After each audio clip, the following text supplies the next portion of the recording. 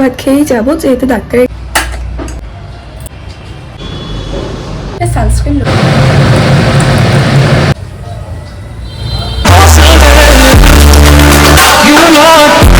Hello everyone, আমি এখন স্নান করে চলে এসেছি।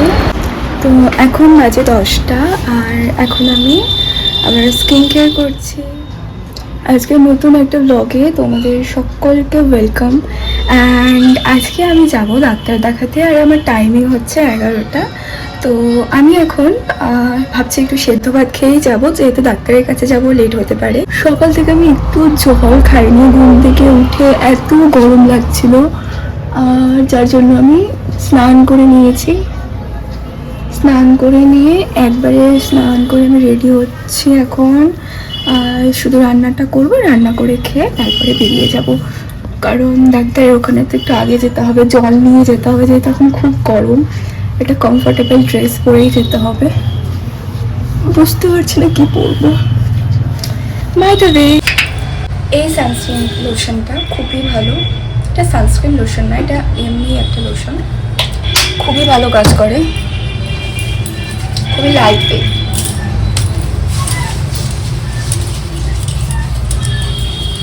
এত রোদ্র বাইরে,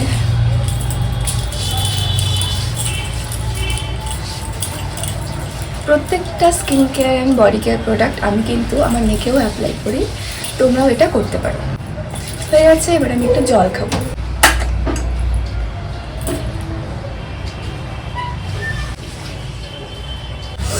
আজকে আমি লিকুইড সিঁদুরটা পরছি, কারণ ডাক্তারের কাছে যাবো, তো ঘেটে যেতে পারে।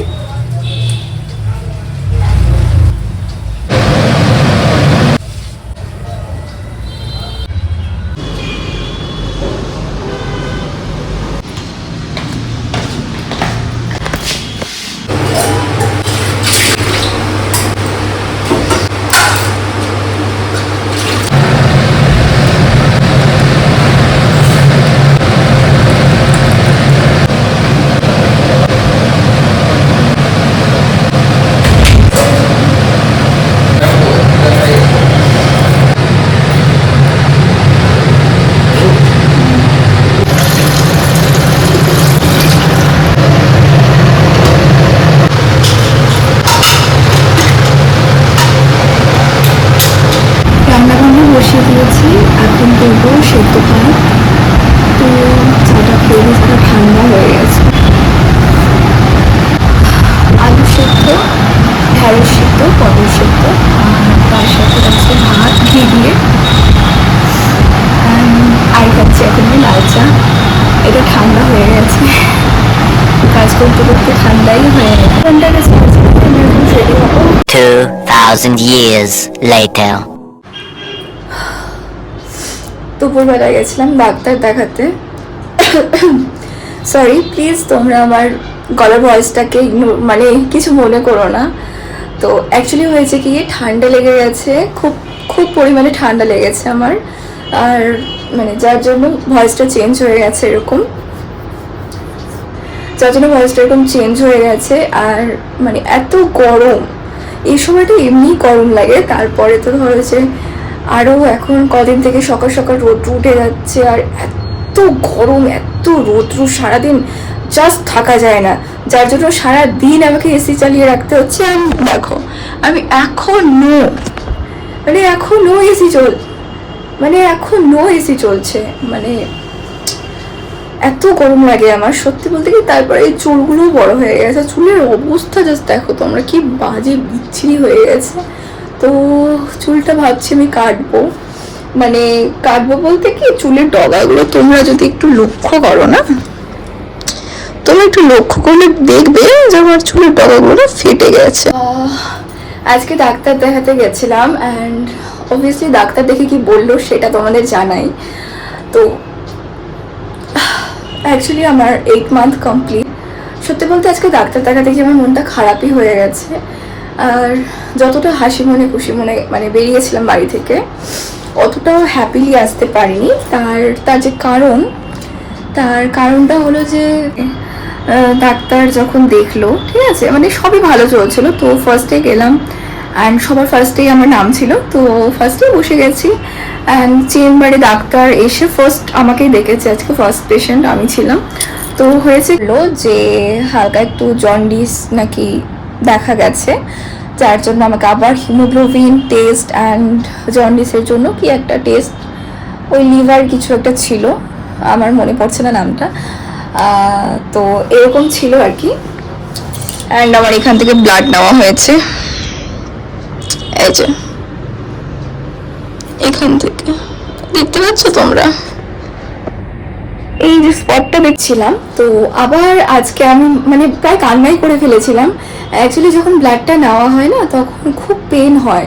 তো আমি আগের বারে দিয়েছিলাম, আজকে আমার সেকেন্ড টাইম দেওয়া। আজকে তো ধরো যে জন্ডিসটা একটু ডাক্তার বললো আছে জন্য একটু টেস্ট করতে দিল, যার জন্য আজকে সেকেন্ড টাইম দিতে হলো। বাট আমি এটারই ভয় পাচ্ছিলাম, শোনার পর তো আমি ওখানেই কান্না করে ফেলেছি প্রায়। তো যেহেতু প্রচুর লোকজন ছিল তাই কন্ট্রোল করে নিয়েছি। বাট ভেতরে ভেতরে না মানে দুমড়ে মুচড়ে যাচ্ছিলাম, কারণ এতটা পেন হয়, মানে রক্তটা বের করে ও কর। আমি জাস্ট ভাবছি তখন যে যারা ব্লাড ডোনেট করে তাদের তাহলে কি অবস্থা হয়। মানে আমি সত্যি বলতে আমি আজ অবধি না এত ডাক্তারের চক্কর কখনো কাটিনি, বা এত মেডিসিন এত কিছু আমার তেমন দরকারই পড়েনি। আগাগোড়াই আমি নিজেকে স্ট্রং বলে ভেবেছি, আর খাওয়া দাওয়া ঘুম ঠিকঠাক করে মানে যতটা মেডিসিন কম, সত্যি বলতে কি কম ইনটেক করা যায়। অ্যাকচুয়ালি আমার মেডিসিন একদমই মানে পছন্দ না, বাট এখন তো করতেই হচ্ছে। এখন মনে হচ্ছে খাওয়া দাওয়া খেতে পারছি না, তো ঠিক আছে মেডিসিনের উপর দিয়েই চলতে হবে। আর হাতটা খুবই পেন করছিল। আর এখন তো আমি রান্নাবান্না করছি না বাড়িতে, একজন করে দিয়ে যাচ্ছে ডেলি দিন এসে। তো আজকে আমরা লাঞ্চ করেছিলাম, মানে সকালবেলা তো সেদ্ধ ভাত করেছি, অ্যান্ড সেদ্ধ ভাত আর ঘি দিয়ে খেয়েছি, তার সাথে পটল সেদ্ধ, ঢ্যাঁড়স সেদ্ধ আর আলু সেদ্ধ ছিল। তো এগুলো দিয়ে আমরা সকালবেলা খেয়ে ব্যাগটা গুছিয়ে যা যা দরকার মানে ডকুমেন্টস যত কিছু লাগে সব কিছু নিয়ে গিয়েছিলাম। অ্যান্ড আমরা গেছি 11টায়, 12:30 আমরা মানে 1:45টার দিকে ডাক্তার এসছে। তো এবার ডাক্তার এসে বললো এরকম ব্যাপার। তো সত্যিই মনটা খারাপ হয়ে গেছিলো। তারপরে আবার আজকে রিপোর্টটা নিয়ে কালকে আবার ডাক্তারকে দেখাতে হবে। আর নেক্সট ভিজিট বললো আমার আরও একটা স্ক্যান বাকি আছে, এটা আই থিঙ্ক লাস্ট হবে। দুটো এর আগে করিয়েছি, তো এটা থার্ড স্ক্যান, আর এই স্ক্যানটাতেই ফাইনালাইজ হয়ে যাবে। তো যাই হোক, জানি না আর কয়েকটাই দিন মাত্র, কি করে কাটাবো, কি হবে, খুব খুব খুব অ্যাংজাইটি মানে ফিল হচ্ছে, খুবই ডিপ্রেসড হয়ে যাচ্ছি। যেন কি একটা জিনিস হয়, আমার মনে হয় একটা মেয়ে সব সময় এমন একজনকে চায় যে তার দেখাশোনা করবে, যে তার মনের কথাগুলো শুনবে। তার এত পেন হচ্ছে, এত কিছু হরমোনের ইমব্যালেন্স, সব হরমোনাল ইমব্যালেন্স সব কিছু তাকে সহ্য করতে হচ্ছে। তো এত খারাপ একটা সিচুয়েশনে আই থিঙ্ক একটা মেয়ে এটাই চাইবে যে তার পার্টনার তাকে একটু শুনুক, একটু সময় দিক। অ্যান্ড সত্যি হাজব্যান্ডরা ছাড়া একটা ওয়াইফকে, তার পার্টনারকে, তো হাজব্যান্ড ছাড়া তার পার্টনারকে আর কেউই তেমন একটা কেয়ার করতে পারে না। আর যাই হোক, তো হঠাৎ আবার মায়েরও শরীরটা ভালো না, মানে আমার মা, আমার তো শাশুড়ি মা নেই, তো আমার যে নিজের মা, তো তারও শরীরটা ভালো না। ভগবান যখন দেয় না সব কিছু একসাথেই দিয়ে দেয়। যাই হোক, সেটা কোনো ব্যাপার না। তো আর আজকে লাঞ্চে যেটা হয়েছিল সেটা তুমি বলতেই ভুলে গেছি, কোন কথা থেকে কোন কথায় চলে যাই আমি। তো আজকে আমরা লাঞ্চ করেছিলাম, দুপুরবেলা পনির ছিল, আলু দিয়ে একটা সবজি করা হয়েছিল যেটাতে ঝোল একদমই ছিল না, আর তার সাথে সকালবেলা একটু আলু পটল ছিলই সেদ্ধ করা। তো সেগুলো আমি মাখাতে পারিনি, সকালে যেহেতু তাড়াহুড়ো করে গেছিলাম, বললাম একটু মাখিয়ে দিতে, তো কাঁচা লঙ্কা দিয়ে মাখিয়ে দিয়েছিল, সেগুলোই খেলাম। আর খাওয়ার পর তারপরে তো আর কি ছিল, হ্যাঁ আলু ভাজা ছিল, চোচা শুদ্ধ চাকা চাকা করে আলু ভাজা, অ্যান্ড আর আর আর ভাত, আর কিছু ছিল না। তো এগুলোই ছিল আজকে সিম্পল লাঞ্চ। আর যাই হোক, যে দাদুটা মারা গেছিলো আমি তোমাদের বলেছিলাম, তো সেই দাদুটার তো প্রায় 15 দিন হতে চললো। এবার 15 দিনের দিন তো কাচাকুচি অনেক ব্যাপার থাকে, কাচাকুচি যেহেতু আমাদের 15 দিন নিয়ম আছে, 15 দিন মানতে হয়। তো 15 দিনের দিন কাচাকুচি হবে শুদ্ধ হয়ে, দেন আবার শ্রাদ্ধ আছে, মানে খুব মানে কি বলবো হেক্টিক শিডিউল একটা। তো যাই হোক আমি তো যাব না, আর ভাবছি আমি হোটেল থেকে বা কোনো একটা খাবারের ব্যবস্থা করেই নেবো, যেহেতু আমাদের বাড়ির পাশে হোটেল আছে, তো হোটেল থেকেই খেয়ে নেবো। অ্যাকচুয়ালি সবাই না করছে যে এই সময়টা শ্রাদ্ধ বাড়ি খাস না, খাওয়া উচিত না, যাওয়া উচিত না। তো ওকে, এত কিছু নিয়ম মানছি, এটাও মেনে নিই। আর তো এখন আমি সন্ধ্যাবেলা একটু চা খেয়েছি, আর চা খাওয়ার পর একটু মানে মুড়ি দিয়ে চা খেয়েছিলাম।